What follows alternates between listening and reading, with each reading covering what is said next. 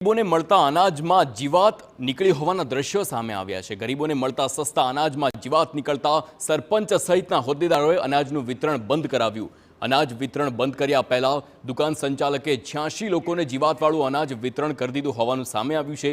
તો જીવાતવાળા અનાજને લઈને પુરવઠા વિભાગના અધિકારીઓ તપાસ કરે તેવી ગામના હોદ્દેદારોની માંગ છે। સાથે જ આ ખરાબ અનાજના કારણે કોઈ બીમાર પડે તો જવાબદાર કોણ તે અંગે પણ ગ્રામજનોએ સવાલ ઉઠાવ્યા છે।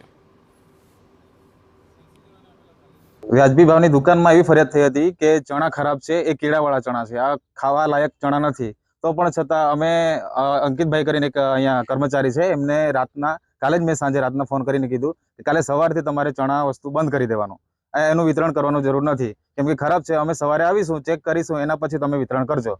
એટલે અમે સવારે અહીંયા આવ્યા એના પહેલા તો એ લોકોએ ટોટલ કાલેથી મળીને આજ સુધીમાં એ લોકોએ 86 જણાને ચણા વિતરણ કરી દીધા, જે ખાવા લાયક હતા જ નહીં ચણા। અનાજ પુરવઠો પૂરતો આવતો નથી અહીંયા।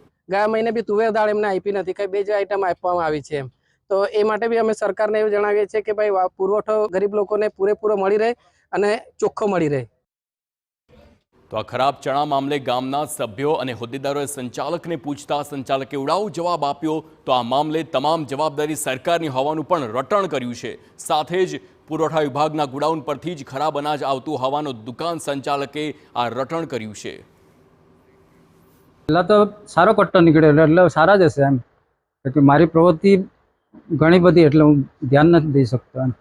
હમણાં શું કાર્યવાહી કરવામાં આવી? કંઈ નહીં, બંધ કરી દીધું, ગોડાઉન પરથી બદલાઈ લાવું હું। કેટલા સમયમાં?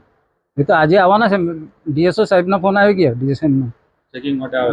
ના ના, ડીએસઓ સાહેબે શું કીધું કે આજે ચણા આવી જ જવાના છે તો બદલાઈ લેજો। પણ આ ચણા જે અહીં આવ્યા એ ગોડાઉન માંથી જ આવ્યા છે, તો બીજા ચણામાં પણ જો આવી રીતના જ ખરાબ હોય તો શું કરશો?